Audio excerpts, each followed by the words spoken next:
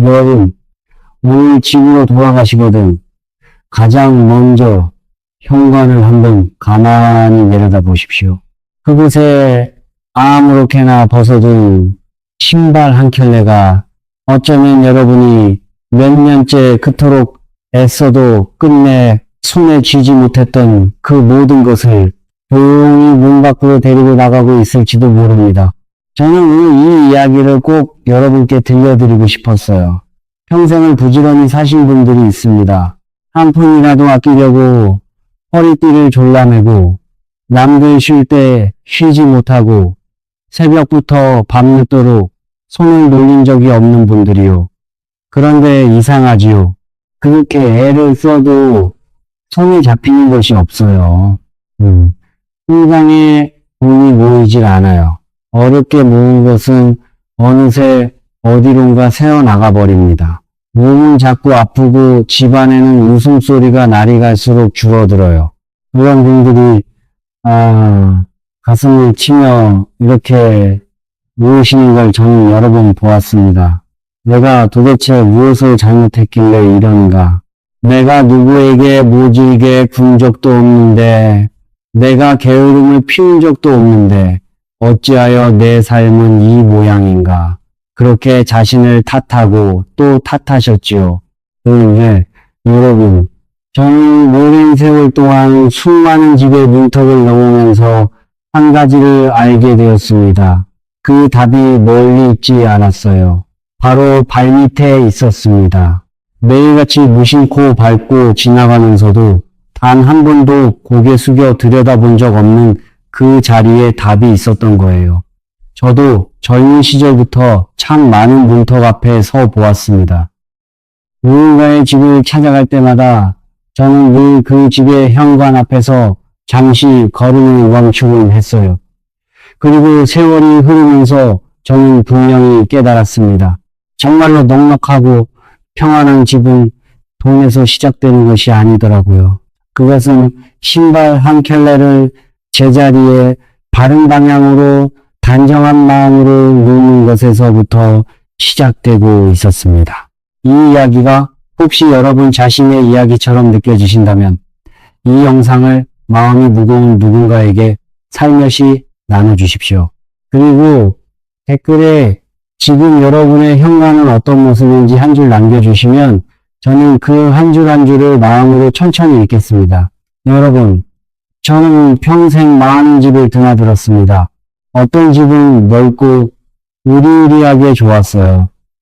값비싼 살림에 번쩍이는 장식들로 가득했지요. 그런데 신기하게도 그 문을 들어서는 순간 저는 가슴이 까닭 모르게 무거워지곤 했습니다. 또 어떤 집은 작고 소박했어요. 가진 것 없어 보이는 단출한 집인데 그 문턱을 넘는 순간 이상하게도 마음이 사르르 풀리며 따뜻해졌습니다. 그 차이가 어디에서 오는 것일까? 저는 오래 생각했어요. 그리고 알게 되었습니다. 그 모든 것은 늘 현관에서부터 시작되고 있었어요. 현관은 말하자면 집의 입과 같은 자리입니다. 우리 몸으로 들어오는 숨이 코를 지나 가슴으로 들어가듯이 집으로 들어오는 모든 기운이 그 문턱을 먼저 지나야 합니다. 재물의 기운도, 건강의 기운도, 사람과 사람 사이의 좋은 인연도 전부 그 자리를 거쳐서 안으로 들어와요. 그러니 현관이 어떤 모습이냐 하는 것은 그 집으로 들어오려는 좋은 기운에게 던지는 첫인사와 같은 것입니다. 생각해 보십시오. 우리 코가 막히면 어떻게 됩니까? 숨쉬기가 답답하고 머리가 무겁고 온몸이 축 처지지요. 잠도 깊이 들지 못하고요. 집도 똑같습니다. 현관에 신발이 어지럽게 널려 있으면 좋은 기운이 들어올 길이 막혀버려요. 막 안으로 들어오려던 복이 그 어수선한 풍경 앞에서 멈칫하다가 결국 문턱에서 발길을 돌려버립니다. 저는 옛 어른들이 하시던 말씀을 자주 떠올립니다. 집 안으로 들어오는 모든 것은 먼저 현관에서 그 집의 마음을 본다고요. 깨끗하고 단정한 현관은 들어오는 손님에게도 들어오는 복에게도 어서 오시라는 따뜻한 인사가 됩니다. 반대로 발 디딜 틈 없이 어질러진 현관은 어서 가시라는 차가운 손사래가 되고 마는 것이지요. 저는 여기서 무엇을 어떻게 치우라고 일일이 가르쳐 드리려는 것이 아닙니다. 다만 여러분께서 오늘 저녁 집에 돌아가셔서 그 자리를 한번 다른 눈으로 바라봐 주셨으면 해요. 우리의 집의 입은 지금 활짝 웃으며 숨 쉬고 있는가? 아니면 무언가에 꽉 막혀 답답해하고 있는가? 그것만 가만히 살펴보셔도 많은 것이 보이기 시작합니다. 저는 가끔 이런 생각을 합니다. 우리는 집을 가꾼다고 하면 을의 거실을 꾸미고 안방을 채우고 눈에 잘 띄는 곳을 정성껏 손보려 합니다. 그런데 정작 모든 기운이 가장 먼저 닿는 그 첫 자리, 현관만큼은 늘 뒷전으로 미루어 두지요. 하루에도 몇 번씩 드나들면서 무심히 신발을 벗어 던지고 그대로 지나쳐버립니다. 가장 중요한 자리를 가장 소홀히 대하고 있었던 거예요. 저는 그것이 어쩌면 우리 삶의 모습과도 닮았다는 생각이 들곤 합니다. 가장 가까운 것, 가장 기본이 되는 것을 늘 뒤로 미루며 살아가는 우리의 모습 말이지요. 자, 이제 저는 조금 더 깊은 이야기를 여러분과 나누고 싶습니다. 저는 살아오면서 아주 작은 것 하나를 유심히 지켜본 적이 있어요. 돈이 모이지 않는다고 자꾸만 새어나간다고 한숨 짓는 집들을 보면 말이지요. 그런 집의 현관에는 묘하게도 닮은 점이 하나 있었습니다. 신발이 늘 급하게 벗어 던져져 있었어요. 그리고 그 신발코가 하나같이 문 바깥을 향하고 있었습니다. 마치 그 집 전체가 그 안에 사는 사람들 모두가 언제든 밖으로 뛰쳐나갈 채비를 하고 있는 것처럼요. 아무도 그 집에 오래 머물고 싶어 하지 않는 것처럼 보였어요. 옛 어른들은 신발을 그저 발에 신는 물건으로만 여기지 않으셨습니다. 신발에는 그것을 신는 사람의 발걸음이 담겨 있고 그 사람이 하루 동안 움직이며 만들어내는 살아있는 기운이 배어 있다고 믿어오셨어요. 그러니 신발코가 문 밖을 향하고 있다는 것은 모처럼 그 집에 찾아든 복이 그 발걸음을 따라 그대로 다시 밖으로 걸어 나가 버린다는 뜻이 되는 겁니다. 저는 그 모습을 보며 밑빠진 독을 떠올리곤 했어요.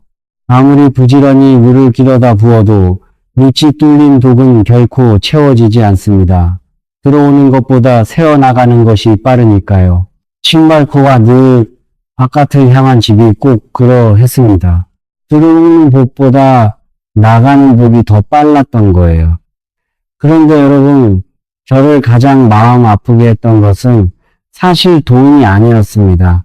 신발코가 늘 바깥을 향해 있는 집에서는 그 안에 사는 사람들의 마음도 자꾸만 바깥을 향하고 있더라고요. 남편의 마음이 밖으로 돌고 아내의 마음도 밖으로 돕니다. 자식들은 집에 들어오기를 싫어해요. 온 식구가 한자리에 둘러앉아 따뜻한 밥 한 끼 함께 나누는 날이 점점 줄어들어 갑니다. 돈은 잃어도 다시 벌 수 있어요. 새어나간 재물은 애를 쓰면 언젠가 다시 채워 넣을 수 있습니다. 그런데 한번 문 밖으로 걸어 나가버린 집안의 온기는 다시 부여드리기가 그렇게도 어렵습니다. 저는 그것이 늘 가슴 아팠어요. 그래서 여러분께 이 이야기를 꼭 들려드리고 싶었던 것입니다. 저는 어느 해 겨울 한 노부부가 사는 작은 집을 떠올립니다. 그 댁은 형편이 넉넉하지 못했어요. 그런데 그 집 현관에 들어서면 늘 신발이 안쪽을 향해 다정하게 놓여 있었습니다. 두 분의 신발이 마치 서로 손이라도 잡은 듯 가지런히 어깨를 맞대고 있었어요. 저는 그 모습을 보며 가진 것이 많고 적은과 상관없이 그 집에 이미 충만한 무언가가 흐르고 있음을 느꼈습니다. 그것은 돈으로는 살 수 없는 것이었어요. 서로를 향한 마음, 이 자리를 함께 지키겠다는 조용한 다짐 같은 것이었지요. 반대로 저는 부족할 것 없어 보이는 집에서 오히려 그 반대의 풍경을 보기도 했습니다. 좋은 신발들이 산처럼 쌓여 있는데 하나같이 문 밖을 향한 채 짝을 잃고 흩어져 있었어요. 저는 그 댁을 나서며 마음이 오래 아렸습니다. 가진 것은 많은데 정작 그 집을 채워야 할 따뜻한 기운은 자꾸만 문 밖으로 빠져나가고 있었으니까요. 생각해 보십시오. 신발코 방향 하나가 그렇게 큰 차이를 만든다는 것을요. 그것이 미신이든 아니든 저는 그 작은 차이를 마음의 자세로 받아들입니다. 신발코를 안으로 돌려놓는다는 것은 이 집이 돌아올 만한 곳이라고, 이 집이 머물 만한 자리라고 스스로에게 그리고 가족에게 조용히 건네는 다정한 약속과도 같으니까요. 저는 또 이런 모습도 참 많이 보았습니다. 신발이 짝을 잃은 채 여기 한 짝 저기 한 짝 흩어져 있는 풍경이요. 어떤 신발은 거꾸로 뒤집혀 있고 어떤 신발은 다른 신발 위에 아무렇게나 포개져 있었습니다. 저는 그 흩어진 신발들을 가만히 바라보다가 그것들이 마치 서로를 잃어버린 사람들 같다는 생각이 들었어요. 옛 어른들은 한 켤레의 신발을 음과 양이 어우러진 모습으로 보셨습니다. 나란히 놓인 한 쌍의 신발은 부부의 모습이고 한 지붕 아래 서로를 바라보며 살아가는 식구들의 모습이라고요. 그러니 신발이 짝을 잃고 제멋대로 흩어져 있다는 것은 그 집 사람들의 마음 또한 그렇게 흩어져 가고 있다는 조용한 신호일지도 모릅니다. 저마다 제 방으로 들어가 문을 닫고 저마다 손에 작은 화면 하나씩을 들고 저마다 자기만의 세계 속에 갇혀버리지요. 한 식구이면서도 같은 곳을 바라보지 못하는 것입니다. 좋은 기운이라는 것을 온 식구가 한 마음으로 같은 곳을 바라볼 때 비로소 가장 크게 피어나는 법인데요. 이미 문턱에서부터 마음이 뿔뿔이 흩어져 있다면 어찌 그 집에 온기가 머문기를 바라겠습니까? 그리고 저는 또 다른 모습도 자주 만났습니다. 이미 다 닳고 헤어진 헌신발을 차마 버리지 못하고 현관 한 구석에 그대로 쌓아두는 집들이요. 저는 그 마음을 잘 압니다. 오래 쉬는 정이 들어서 함께한 세월이 아까워서 쉽게 버리지 못하는 그 마음을요. 그런데 여러분, 이미 생기를 다한 물건을 집에서 가장 첫머리에 해당하는 그 자리에 오래 두는 것은 시들어버린 꽃을 가장 정갈해야 할 자리에 그대로 올려두는 것과 같습니다. 낡은 것을 비워낼 줄 알아야 비로소 새로운 것이 들어올 빈자리가 생겨나요. 비움이 있어야 채움이 있는 것이지요. 저는 또 이런 안타까운 풍경도 보았습니다. 자식의 신발이 부모의 신발 위에 아무렇게나 올라가 있는 모습이요. 그것을 보며 저는 어쩐지 마음이 서늘해졌습니다. 누구를 탓하려는 것이 아니에요. 다만 그 작은 흐트러짐 속에 위아래의 질서가 서로를 향한 공경의 마음이 조금씩 옅어져 가는 것이 비쳐 보였기 때문입니다.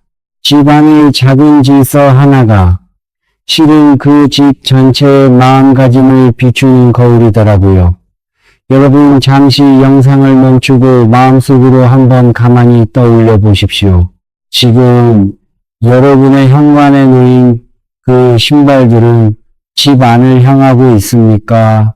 아니면 이미 바깥을 향해 떠날 채비를 하고 있습니까? 그 신발들은 서로 다정하게 짝을 이루고 있습니까? 아니면 저마다 외롭게 흩어져 있습니까? 천천히 한번 떠올려 보세요. 자, 이제 저는 제가 살면서 보아온 평안하고 넉넉했던 집들이 어떻게 그 자리를 보살폈는지 여러분과 나누고 싶습니다. 거창한 비법이 아니에요. 그저 작은 정성이었습니다. 하지만 저는 그 작은 정성 속에 큰 지혜가 담겨 있다고 믿어요. 그 집들은 신발코를 안쪽으로 가지런히 돌려놓았습니다. 들어온 고객의 이 집에 머물러 달라고 건네는 다정한 청과도 같았지요. 이 집은 돌아올 만한 곳이라고, 이 집은 머물 만한 자리라고 말없이 일러주는 몸짓이었어요. 저는 안으로 돌려진 그 신발코를 볼 때마다 그 집사람들의 단정한 마음이 함께 보이는 듯 했습니다. 그리고 그 집들은 꼭 필요한 신발 몇 켤레만 단정하게 내어두었습니다. 신발과 신발 사이에는 숨 쉴 만한 적당한 틈을 두었어요. 이분에게도 숨 쉴 자리가 필요한 법이니까요. 옛 어른들은 셋이라는 수를 참 귀하게 여기셨습니다. 솥발이 3개일 때 가장 단단히 서듯이 외롭지도 않고 서로 부딪히지도 않는 넉넉한 균형의 수라고 하셨지요. 또한 그 집들은 신발을 놓는 자리에도 마음을 기울였습니다. 눈을 등지고 안에서 바깥을 바라볼 때 왼쪽 자리를 소중히 여겼어요. 옛 어른들이 청의 자리라 부르며 그 집의 재물과 명예를 가만히 지켜주는 자리라 믿어오신 곳이지요. 저는 그것이 단지 방향의 문제라고만 생각하지 않습니다. 무엇을 어디에 둘지 마음을 기울이는 그 정성 자체가 이미 복을 부르는 마음이라고 보아요. 그리고 또 한 가지, 그 집들은 작은 신발을 앞에 큰 신발을 뒤에 두었습니다. 작은 씨앗이 자라나 큰 나무가 되어 가듯이요. 그것은 한 집안이 대대로 번성해가는 모습이고 자식들이 날마다 조금씩 자라 우뚝 서가는 모습이었습니다. 저는 그 작은 배치 하나에도 자손의 앞날을 빌어주는 따뜻한 마음이 담겨 있다고 느꼈어요. 여러분, 저는 그 집들에서 본 것이 단지 풍수만은 아니었습니다. 그것은 보살핌이었어요. 신발 한 켤레를 단정하게 놓는다는 것은 그 사람의 마음이 지금 단정하게 정돈되어 있다는 살아있는 증거입니다. 그리고 복이라는 것은 여러분 늘 그렇게 미리 준비되어 있고 마음이 정갈한 자리를 찾아오는 법이에요. 저는 그 집들을 돌아 나오며 늘 같은 생각을 했습니다. 이 사람들은 신발을 정리하는 것이 아니라 자기 삶을 정리하고 있구나 하고요.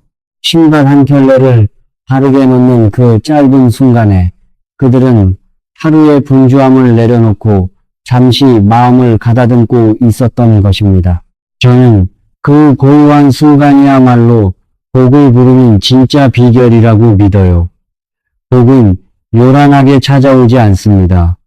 그것은 늘 이렇게 조용하고 단정한 자리에 살며시 깃들어요.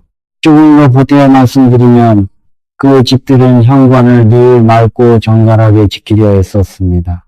어떤 집은 작은 소금 한 줌을 가까이 두어 그 자리를 깨끗이 다스리려 했고 어떤 집은 푸른 잎을 가진 작은 화초 하나를 두어 그 자리에 살아있는 생기가 돌게 했어요. 저는 그것이 무슨 신비한 주술이라고 생각하지 않습니다.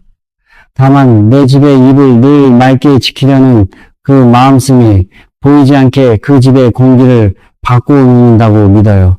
먼지 한 톨 없이 닦인 현관 바닥, 가지런히 놓인 몇 켤레의 신발, 작은 초록빛 하나. 그것은 누구에게 보여주기 위한 것이 아닙니다. 그저 내가 사는 이 자리를 소중히 여기는 마음의 표현일 뿐이에요.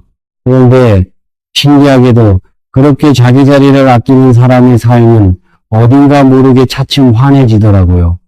저는 그것을 오랜 세월 동안 지켜보았습니다. 여러분, 이쯤에서 저는 오래전 어디선가 전해 들은 이야기 하나를 들려드리고 싶습니다. 맨손으로 시작하여 큰 살림을 일으켜 세운 어느 어른의 이야기예요. 누구라고 이름을 밝히지는 않겠습니다. 다만 그 이야기 속에 담긴 마음만큼은 여러분과 꼭 나누고 싶어요. 그 어른은 하루를 고되게 보내고 지친 몸으로 집에 돌아왔다고 합니다. 그런데 현관에 들어서니 온 식구의 신발이 어지럽게 널브러져 있었어요.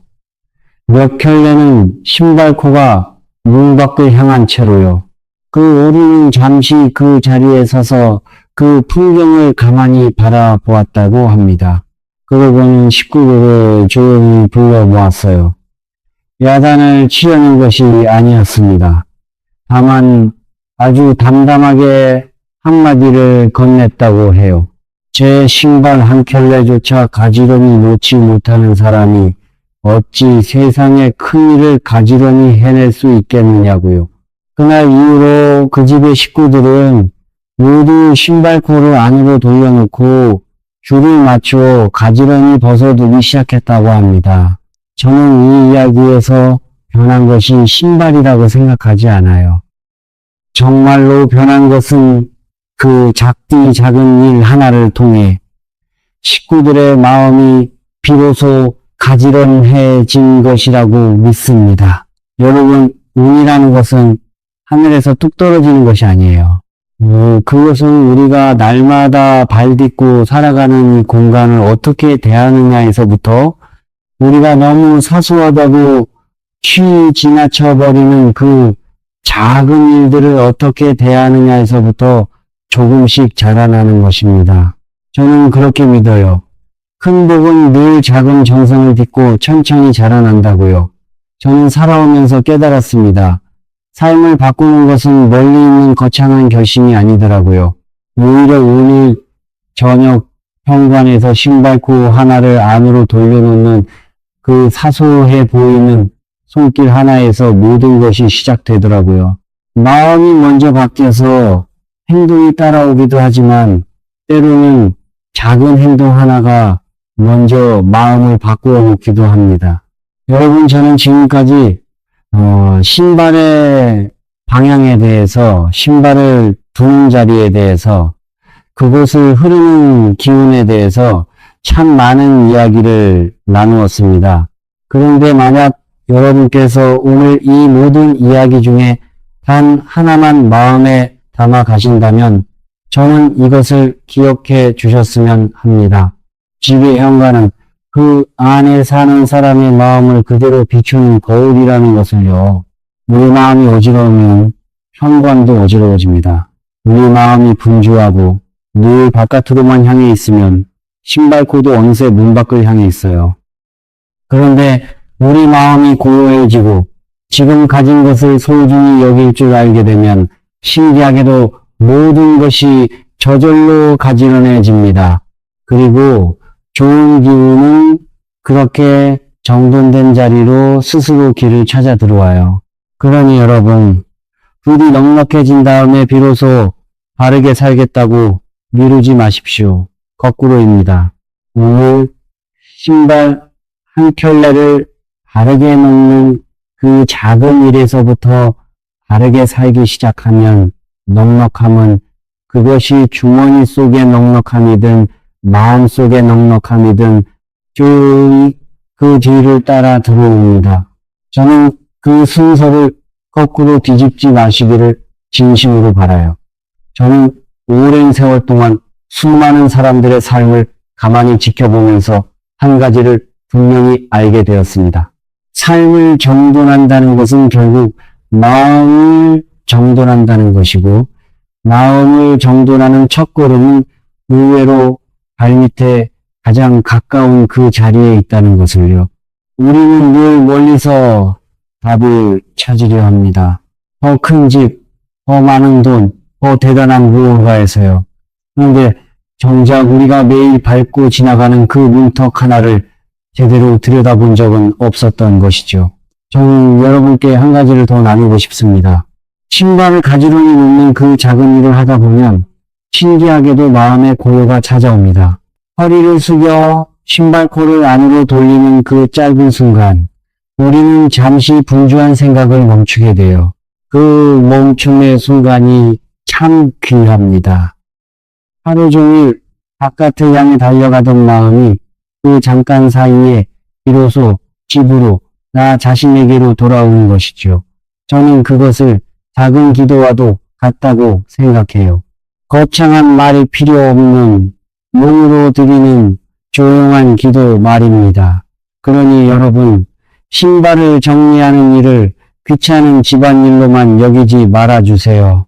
그것은 흩어진 마음을 다시 모으는 일이고 바깥으로만 향하던 시선을 다시 안으로 거두어 드리는 일이며 오늘 하루를 무사히 보낸 나 자신에게 건네는 다정한 인사이기도 합니다.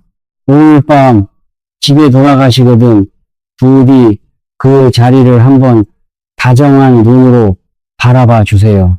흐트러진 신발이 있거든 조용히 가지런히 놓아주시고 문 밖을 향한 신발코가 있거든 가만히 안으로 돌려주십시오. 그것은 단지 신발을 정리하는 일이 아닙니다. 그것은 흩어졌던 내 마음을, 우리 식구의 마음을, 그리고 우리 집에 깃들 보배기를 다시 가지런히 여는 일입니다. 저는 그 작은 손길 하나가 여러분의 저녁을 조금 더 따뜻하게, 여러분의 내일을 조금 더 환하게 바꾸어 놓으리라 믿어요. 거창한 변화는 필요하지 않습니다. 오늘 신발 한 켤레면 충분해요. 그렇게 하루하루 작은 정성을 쌓아가다 보면 어느 날 문득 여러분의 삶이 전과는 사뭇 달라져 있음을 느끼게 되실 거예요. 신발의 방향이 바르면 마음이 바르고 마음이 바르면 모든 일이 바르게 풀려갑니다. 결국 우리가 가지런히 정돈하고 있던 것은 신발이 아니라 우리 자신의 삶이었던 것입니다. 여러분, 저는 오늘 이 이야기를 나누는 내내 여러분 한 분 한 분의 현관을 마음속으로 그려보았습니다. 어떤 분의 현관은 이미 따뜻하고 가지런할 것이고 또 어떤 분의 현관은 오늘 처음으로 다른 눈길을 받게 될지도 모르겠어요. 어느 쪽이든 괜찮습니다. 오늘 이 자리에서 함께 이 이야기를 나누었다는 것, 그 자체로 이미 여러분의 마음 한구석에 작은 씨앗 하나가 심긴 것이니까요. 그 씨앗이 오늘 저녁 작은 손길로 싹을 틔우고 내일 또 그 다음날 조금씩 자라나 언젠가 여러분의 삶에 넉넉한 그늘을 들이우는 큰 나무가 되기를 저는 진심으로 바랍니다. 그리고 그 모든 변화가 거창한 무언가가 아니라 오늘 밤 현관에 놓인 신발 한 켤레에서부터 시작된다는 것을 부디 잊지 말아주세요. 오늘 제 이야기가 여러분의 마음에 작은 울림으로 남았다면 부디 이 채널을 구독해 주십시오. 저는 앞으로도 여러분과 함께 이런 이야기를 우리 삶에 조금 더 따뜻하고 바르게 가꾸어가는 이야기를 천천히 나누고 싶어요. 구독은 그 길을 함께 걷겠다는 여러분의 다정한 약속이 될 것입니다. 그리고 댓글에 지금 여러분이 겪고 계신 일을 혹은 오늘 이 이야기를 들으며 떠오른 마음 한 자락을 가만히 남겨주세요. 저는 그 한 줄 한 줄을 마음으로 천천히 읽고 다음 영상에서 더 깊이 여러분과 나누어 가겠습니다. 오늘도 여러분의 현관에 그리고 여러분의 삶에 따뜻한 복이 가만히 깃들기를 진심으로 바랍니다.